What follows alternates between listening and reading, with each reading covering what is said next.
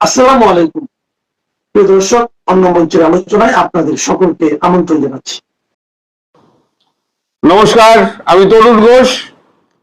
আমি জানি আপনারা সকলেই অধীর আগ্রহে অপেক্ষা করছেন যে কবে নাগাদ শেখ হাসিনা ফিরতে পারেন। আমি সেই প্রসঙ্গে আসছি। আপনাদের প্রশ্নের জবাব দিতে বা আপনাদের যে উৎকণ্ঠা, সেই উৎকণ্ঠা মেটানোর আমি পুরো চেষ্টা করছি। এখন আপনাদের মনে থাকতে পারে সার্জিও গোর তিনি খুব শীঘ্রই দিল্লি বাংলাদেশ যাচ্ছেন। বাংলাদেশ যাওয়ার আগে এই পটভূমিটা বলা দরকার। বাংলাদেশ যাওয়ার আগে তিনি শেখ হাসিনার সঙ্গে একবার দেখা করেছিলেন। এর আগে বহুবার করেছেন, কিন্তু এবারে দু একদিনের মধ্যে হয়তো দেখা করেছিলেন। আমি সঠিক ডেটটা আমি জানি না, ফলে আমি আপনাকে কনফার্ম বলতে পারবো না কবে দেখা করেছিলেন, কোন সময় দেখা করে, তার সঙ্গে কে ছিলেন। তো দেখা করার পরেতে তার সঙ্গে দীর্ঘ কথাবার্তা হয় এবং গতকালকে রাত্রিবেলা শেখ হাসিনা অজিত দোভালকে ফোন করেন যে আমি দেশে ফিরবো, এ ব্যাপারে আপনার সঙ্গে আমার কিছু কথা আছে। অজিত দোভাল বললেন, আপনি তো আপনি দেশে ফিরবেন সে কথা আপনি বলেছেনই, নতুন কি আছে? বলে আছে, কথা আছে। তারপরেতে অজিত দোভাল তার কাছে যান, তাদের মধ্যে দীর্ঘ কথাবার্তা হয়। আমি সে প্রসঙ্গে আসছি। তার আগে একটু বলি, আপনাদের দেশের যারা নেতা আছে তারাও তার সঙ্গে ফিরবেন। বিভিন্ন দেশে, লন্ডন, আমেরিকা থেকে বিভিন্ন দেশে এবং ভারতবর্ষের বিভিন্ন প্রান্তে তারা ছড়িয়ে ছিটিয়ে বসবাস করছেন। এবং কম্বোডিয়া থেকে আরম্ভ করে লন্ডন, আপনার আমেরিকা, তারপর আপনার কি বলে অস্ট্রেলিয়া, কোথাও বাদ নেই, বিভিন্ন দেশে তারা রয়েছেন।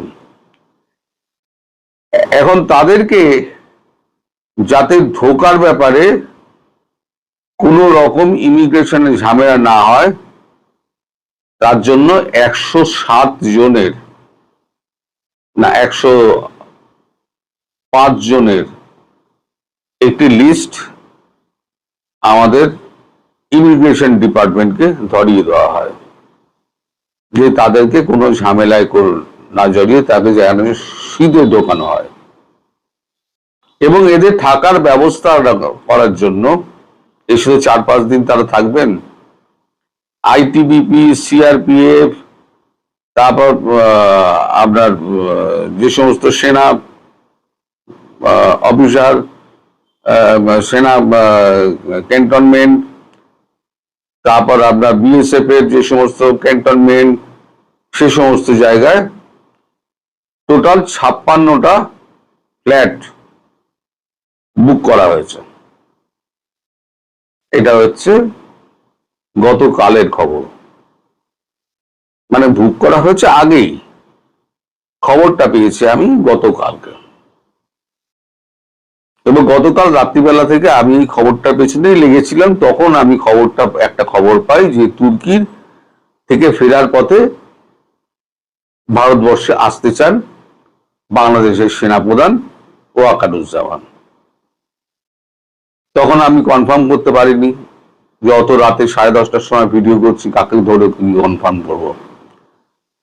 তা আজকে সকালবেলা কনফার্ম করেছি, ভারতের পক্ষ থেকে কোনো সবুজ সিগন্যাল দেওয়া হয়নি তার সঙ্গে কথা বলার জন্য, তাকে ভারতবর্ষে আসার জন্য কোনো সবুজ সিগন্যাল দেওয়া হয়নি, কারণ ভারতবর্ষ ওয়াকারুজ্জামানকে বিশ্বাস করে না। আপনাদের মনে আছে, ওয়াকারুজ্জামানের সঙ্গে আগে আমাদের সেনাপ্রধান দীনেশ ত্রিবেদী, পূর্বতন সেনাপ্রধান, রেগুলার যোগাযোগের মধ্যে ছিলেন। এখন নতুন সেনাপ্রধান যিনি এসছেন তিনি আর যোগাযোগ করেন না। তিনি একদম বাংলাদেশের সঙ্গে সম্পর্ক কেটে দিয়েছেন। ফলে ওই যে কথাটা আমি বলেছিলাম গতকালকে, ফেরার তার ভারতবর্ষে তার আসার ওয়াকারুজ্জামানের ইচ্ছা প্রকাশ করা, এই খবরটা ঠিক ছিল, কিন্তু ভারতবর্ষ গ্রিন সিগন্যাল দেয়নি বলে তিনি ভারতবর্ষে আসতে পারছেন না, তিনি বাংলাদেশেই ফিরে যাচ্ছেন। তারপর তার কি হবে সে তো ভবিষ্যৎ বলবে। এবার ফিরে আসি শেখ হাসিনার কথায়। শেখ হাসিনা সঙ্গে গতকাল রাতে অজিত দোভালের কথা হয়েছে গভীর রাত পর্যন্ত, এবং শেখ হাসিনাকে অজিত দোভাল বলেন, আপনি তো বলেই দিয়েছেন যে আপনি ডিসেম্বরের মধ্যে ফিরবেন, আমরা সেই ব্যবস্থা করছি, অন্তত সার্জিও গোর ফিরে আসুন, তিনি ফিরে এলে পরে তাহলে তো আপনারা ডেট ফিক্স করুন। উনি বললেন যে সার্জিও গোরের সঙ্গে আমার বিস্তারিত কথা হয়েছে, তিনি আমার সঙ্গে কথা বলেই তিনি ঢাকা যাচ্ছেন, আমি বিস্তারিত বলেছি। এবং সেই ভিডিও, CNN এর সেই ভিডিও, যে সার্জিও গোর কি কি বার্তা নিয়ে যাচ্ছেন, কি কি প্রশ্ন নিয়ে যাচ্ছেন, সেই ভিডিও কিন্তু আমি আপনাদেরকে চালিয়ে দেখিয়ে দিয়েছিলাম। আপনারা যদি পেছন দিকে একটুখানি ভিডিওগুলো ঘুরে দেখেন, আপনার 7 দিন আগের ভিডিওতেই আপনারা পেয়ে যাবেন। এবার তার ডেট জানতে চাওয়া হয়। তিনি একটা ডেট বলেছেন, আমি অমুক মাসের অমুক দিনকে ফিরব। দেখুন, দিনটা আমি বলবো না তার নিরাপত্তার স্বার্থে, কিন্তু মাসটা আমি বলে দিচ্ছি, সেটা হচ্ছে সেপ্টেম্বর। ইতিমধ্যে যে সমস্ত জায়গায় আপনাদের নেতা মন্ত্রী পূর্বতন ছিলেন তাদেরকে সমস্ত ডেকে পাঠানো হয়েছে, তাদের সঙ্গে কথাবার্তা হয়ে গেছে, তারা 4-5 তারিখে সেপ্টেম্বরের মধ্যে তারা কলকাতায় চলে আসছেন, এই দিল্লিতে চলে আসছেন। দিল্লিতে এসে তারা যে সমস্ত ভবনগুলো বললাম সে সমস্ত ভবনে তারা উঠবেন, তাদের খাওয়া দাওয়ার সমস্ত ব্যবস্থা করা হচ্ছে। এদিকে 107 সিটের একটি প্রাইভেট জেট ভাড়া করা হয়েছে। এখন উনি কোন পথে ফিরবেন সেটা কিন্তু ভারতবর্ষ ঠিক করে দেবে। বলেছেন, অজিত দোভাল বলেছেন আপনি ফিরুন, ঠিক আছে, কিন্তু আপনি রুটটা চেঞ্জ করুন। আপনি স্থলপথে ফিরবেন না জলপথে ফিরবেন না বিমান পথে ফিরবেন, আমরা বিমান রেডি করে রেখে দিচ্ছি আপনার জন্য। 107 সিটের একটি বিমান, প্রাইভেট জেট, তার জন্য যেদিন ফিরবেন তার 2 দিন আগে থেকে এয়ারপোর্টে দাঁড়িয়ে থাকবেন, তাকে নামিয়ে দিয়ে চলে আসবেন। 107 সিটের একটি বিমান, প্রাইভেট জেট। এখন এই টোটাল ঘটনাটা আমি যদি ডেটটা বলে দিই তাহলে ভারত সরকার আমার পিটিয়ে লাশ করে দেবে, কারণ এটা সম্পূর্ণ তার নিরাপত্তার স্বার্থে। আপনারাও নিশ্চয়ই চাইবেন না তার নিরাপত্তা বিঘ্নিত হোক, তাই ডেটটা আমি বললাম না, মাসটা আমি বলে দিলাম, সেপ্টেম্বর মাস। এর মধ্যে সার্জিও গোর যাচ্ছেন, ভারতের সঙ্গে সার্জিও গোরের কথাবার্তা হয়েছে, ডক্টর জয়শঙ্করের সঙ্গে কথাবার্তা হয়েছে, এবং তারা একসঙ্গে ভারতবর্ষে এবং মার্কিন যুক্তরাষ্ট্র একসঙ্গে বাংলাদেশ নিয়ে কাজকর্ম করতে চায়। ভারত বলেছে আমাদের আপত্তি নেই, আমরা তো বলেছিলাম আগেই যে আমরা একাই করে নেবো, কিন্তু আপনাদের যখন এত উৎসাহ এবং আপনাদের যখন এতটা অপরাধ বোধ, তখন আপনারা করুন, ভারতের যা সাহায্য লাগবে ভারত করবে, আর আপনারা যদি না করেন ভারত নিজে করে নেবে। সে সম্পর্কে রিপোর্টও আমি করেছিলাম। ফলে এই যে টোটাল ব্যাপারটা সেপ্টেম্বরের মধ্যে কমপ্লিট হয়ে যাবে। দয়া করে আমাকে দিনটা জিজ্ঞেস করবেন না, আর আমায় ভুল বুঝবেন না যে আমি ইচ্ছে করে দিনটা বললাম না। আপনারা খুব ভালো করে জানেন এই জামাত এবং বিএনপি এই দিন জানতে পারলে তাহলে তার আগে থেকে কি ব্যবস্থা নিতে পারে। আপনাদেরও সতর্ক থাকতে হবে নেত্রীর ব্যাপারে।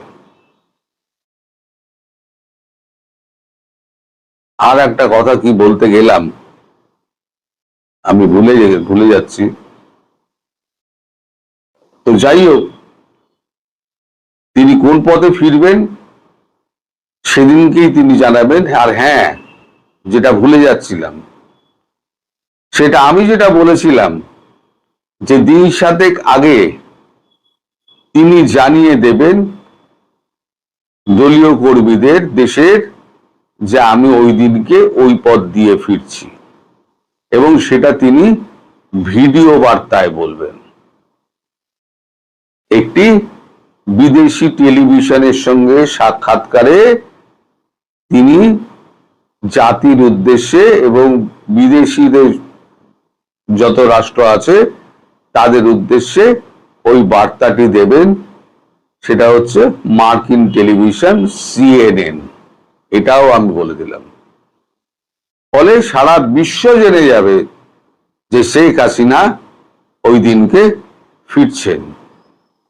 এইবার তারপরে তারা কাকে কি করে ফাঁসির দড়িতে ঝোলানো হয়, সারা বিশ্বের চাপকে সামলে রেখে তারেক রহমান সরকার বুঝে নেবে। আমাদের কি আছে? আমরা চাই একটা সুন্দর ভালো বাংলাদেশ সরকার, যাদের সঙ্গে আমাদের একটা হৃদ্যতার সম্পর্ক ছিল, ভাই ভাইয়ের সম্পর্ক ছিল। আমরা এই বর্তমান বাংলাদেশ সরকারকে চাই না। বর্তমান বাংলাদেশ সরকারকে হটিয়ে আমরা একটা সুস্থ গণতান্ত্রিক রাষ্ট্রের বাংলাদেশ সরকার চাইছি, যেখানে পূর্বের ভুলগুলো আর দ্বিতীয়বার শেখ হাসিনা পূর্বের শিক্ষা নিয়ে দ্বিতীয়বার আর করবেন না। সুপ্রিয় দর্শক, সাজ্জাদ কাদির স্বাগত জানাচ্ছি আমাদের চ্যানেলে। এই মুহূর্তে টক অব দ্য কান্ট্রি মহামান্য রাষ্ট্রপতি। লন্ডন ফোন কলে রাষ্ট্রপতির পতন শেষ পর্যন্ত কি ঘটছে মোহাম্মদ শাহাবুদ্দিনের ভাগ্যলিপিতে। লন্ডন সফর, গোপনীয় একটি ফোন কল, আর তাতে যেন মুহূর্তে ওলটপালট হয়ে গেল দেশের রাজনীতির ক্ষমতার সমীকরণ। রাষ্ট্রপতি পদ থেকে মোহাম্মদ শাহাবুদ্দিনের বিদায় কি স্রেফ সময়ের ব্যাপার? চিকিৎসা শেষে লন্ডন থেকে দেশে ফিরলেও সেই 10 দিনের সফরের এক গোপন কথোপকথনে কি কাল হলো রাষ্ট্রপতির জন্য? অনেকেরই ধারণা ছিল এবং আমরাও যেটি জানতাম যে বিএনপি সরকার হয়তো রাষ্ট্রপতিকে সরিয়ে দেওয়ার কোনো পূর্ব পরিকল্পনা করছিল না। কিন্তু লন্ডনে বসে সাবেক প্রধানমন্ত্রী শেখ হাসিনার সাথে হওয়া সেই গোপন ফোন আলাপ যখন গোয়েন্দাদের হাতে চলে আসে, তখনই পাল্টে যায় পরিস্থিতি। ঢাকার শীর্ষ নীতি নির্ধারকরা তাৎক্ষণিক সিদ্ধান্ত নেন মোহাম্মদ শাহাবুদ্দিনকে আর বঙ্গভবনে রাখা যাচ্ছে না। এই মুহূর্তের এই বিশেষ বিশ্লেষণে আমরা জানবো সেই লন্ডন ফোন কলে কিভাবে রাষ্ট্রপতির বিদায় ঘণ্টা বাজলো, পদত্যাগের পর তার ও তার পরিবারের ভাগ্যে কি ঘটতে যাচ্ছে, আর একই সাথে একটু জানতে চাইবো যে সাবেক রাষ্ট্রপতি আব্দুল হামিদের সুরক্ষার রহস্যই বা কি। পুরো বিষয়টি গভীরভাবে বুঝতে শেষ পর্যন্ত সঙ্গে থাকুন। দর্শক, মূল ঘটনার সূত্রপাত 2026 সালের মে মাসে। রাষ্ট্রপতি মোহাম্মদ শাহাবুদ্দিন স্বাস্থ্য পরীক্ষা ও চিকিৎসার উদ্দেশ্যে লন্ডন সফর করেন। 2026 সালের 9 মে তিনি লন্ডনের উদ্দেশ্যে ঢাকা ত্যাগ করেন এবং চিকিৎসা শেষে 18 মে দেশে ফিরে আসেন। আপাত দৃষ্টিতে এটি অত্যন্ত স্বাভাবিক এবং রুটিন একটি চিকিৎসা সফর বলে মনে হয়েছিল। এমনকি নীতি নির্ধারণী পর্যায়েও জানা যায় বিএনপি সরকারেরও রাষ্ট্রপতি মোহাম্মদ শাহাবুদ্দিনকে পদে বহাল রাখা বা না রাখা নিয়ে তাৎক্ষণিক কোনো চরম সিদ্ধান্ত বা সরানোর পরিকল্পনা ছিল না। রাজনীতিতে এক ধরনের স্থিতি বজায় রাখার চেষ্টায় চলছিল। কিন্তু বিপত্তিটা বাঁধলো ঠিক সেই 10 দিনের সফরকালেই। লন্ডনে অবস্থানকালে রাষ্ট্রপতি মোহাম্মদ শাহাবুদ্দিন অত্যন্ত গোপনে ভারতে অবস্থানরত সাবেক প্রধানমন্ত্রী শেখ হাসিনার সাথে একটি দীর্ঘ টেলিফোন কথোপকথনে অংশ নেন। তাদের ধারণা ছিল এই কথোপকথন হয়তো সম্পূর্ণ গোপন থাকবে, কিন্তু তথ্যের নিরাপত্তা কতটা ভঙ্গুর হতে পারে তা হয়তো তাদের ধারণায় ছিল না। খুবই গোপনীয়তার সাথে হওয়া এই কথোপকথনটি শেষ পর্যন্ত চলে আসে দেশের শীর্ষ গোয়েন্দাদের হাতে। আমি আজ সকালে আরেক ভিডিওতে বলেছিলাম যে মাস দেড়েক বিএনপির সাথে রাষ্ট্রপতির সম্পর্ক খারাপ যাচ্ছে।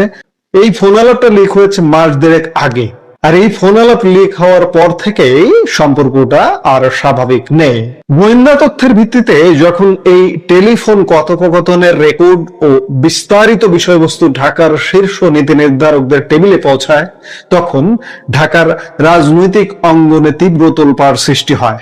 দেশের সর্বোচ্চ সাংবিধানিক পদে বসে সাবেক প্রধানমন্ত্রীর সাথে এ ধরনের গোপন যোগাযোগকে নীতি নির্ধারকরা অত্যন্ত গুরুত্বের সাথে গ্রহণ করেন। তথ্য জানার পর বিন্দুমাত্র বিলম্ব না করে ঢাকার শীর্ষ নীতি নির্ধারকরা তাৎক্ষণিক ও একাত্তা সিদ্ধান্ত নেন, রাষ্ট্রপতি পদে জনাব শাহাবুদ্দিনকে আর কোনোভাবেই বহাল রাখা সম্ভব নয়।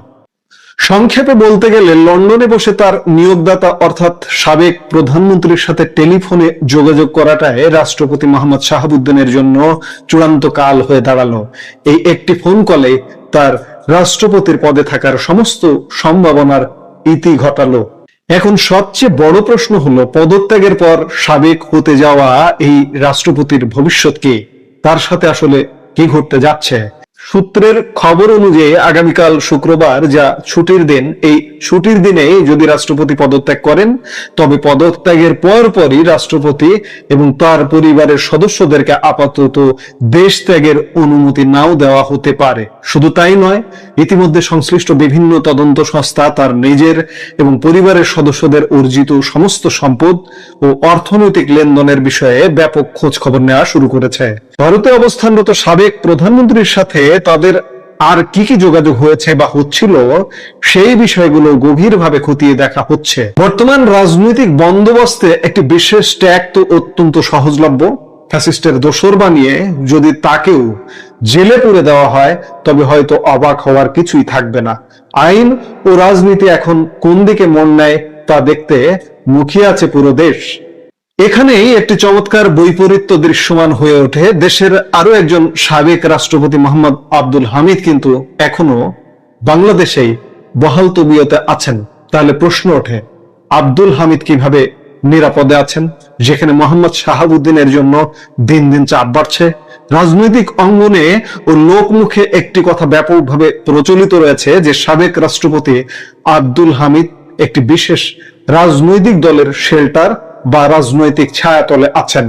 এর নেপথ্যে যে সামাজিক ও রাজনৈতিক কারণগুলো বলা হয়ে থাকে তা অত্যন্ত চমকপ্রদ। কথিত আছে, আব্দুল হামিদের শ্বশুর বাড়ির সবাই বিপরীত ধারার দল জামায়াত ইসলামের রাজনীতির সাথে সরাসরি যুক্ত। রাজনৈতিক বৈরিতা সত্ত্বেও এই অভ্যন্তরীণ পারিবারিক ও সামাজিক সম্পর্কের কারণে জামাতের পক্ষ থেকে তিনি এক ধরনের পরোক্ষ সুরক্ষা পাচ্ছেন বলে মনে করা হয় এবং তারাই তাকে এক প্রকার রক্ষা করে চলেছে। আব্দুল হামিদের যদি ব্যাকগ্রাউন্ডের কারণে এমন সুরক্ষা ব্যবস্থা থেকে থাকে, তবে বর্তমান রাষ্ট্রপতি মোহাম্মদ শাহাবুদ্দিনের সুরক্ষার উপায় কি? বাস্তবতা বলছে, কোনো শক্তিশালী রাজনৈতিক সমঝোতা বা ব্যাকগ্রাউন্ড ছাড়া তার সামনে আর অন্য কোনো সুরক্ষার পথ খোলা নেই বললেই চলে। কোনো বড় ধরনের আপোষ বা সমঝোতা ছাড়া এই পরিস্থিতি থেকে বের হওয়া তার জন্য প্রায় অসম্ভব। এখন দেখার বিষয়, জল আসলে কত দূর গড়ায়। লন্ডনের সেই 10 দিনের সফর, সাবেক প্রধানমন্ত্রীর সাথে গোপনীয় ফোন আলাপ এবং ঢাকার নীতি নির্ধারকদের কড়া সিদ্ধান্ত, সব মিলিয়ে রাষ্ট্রপতি মোহাম্মদ শাহাবুদ্দিনের ভবিষ্যৎ কোন গন্তব্যে গিয়ে ঠেকে তা দেখতে আমাদের চোখ রাখতে হবে আগামীকালের রাজনৈতিক ঘটনাবলিতে। দর্শক, এই আলাপের শেষে আবার একটি ঘোষণা দিয়ে আলাপটি শেষ করতে চাই। আজ রাত 10:30 এই বিষয়ে রাষ্ট্রপতির পদত্যাগ, রাষ্ট্রপতির পূর্বাপর অবস্থা নিয়ে আমরা একটি টক শো করব, অন্তরালের আলাপ। আর এই টক শোতে আমাদের সাথে অতিথি হিসেবে উপস্থিত থাকবেন ব্লিটজের সম্পাদক সালাউদ্দিন শোয়েব চৌধুরী। আশা করছি আপনারা সেই টক শোতেও যুক্ত হবেন। সে পর্যন্ত বিদায় নিতে চাইছি। দেখা হবে নিশ্চয়ই রাত 10:30 সরাসরি সম্প্রচারিত